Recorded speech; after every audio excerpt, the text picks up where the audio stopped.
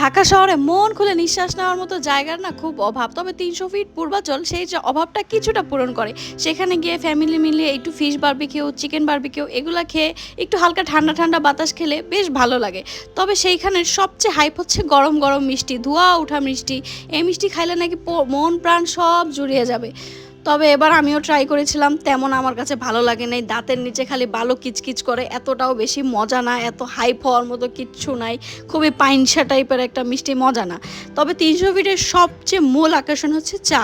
ওদের মালাই চা যে কোনো দোকানেরই আপনি খান না কেন খুবই আপনার ভালো লাগবে। ওইখানে বসে একটু চা খেলে, ঠান্ডা ঠান্ডা বাতাস খেলে মনটা এমনিতেই ভালো লাগে। তারপর ইহান একটু রাইড দেখলো, দেখে ওর কাছে মনে হলো এই রাইডটা না উঠেও আজকে বাসায় যেতে পারবে না। ও একটু রাইডে ওকে উঠালাম, তারপর আর কি টাটা বাই বাই করে বাসাতে চলে আসলাম। ৩০০ ফিটের রাস্তা দেখতে দেখতে বাসায় আসাটাও একটা খুব সুন্দর ব্যাপার। ৩০০ ফিটের রাস্তাটা খুবই সুন্দর, খুবই বিদেশ বিদেশ একটা ভাইব দেয়।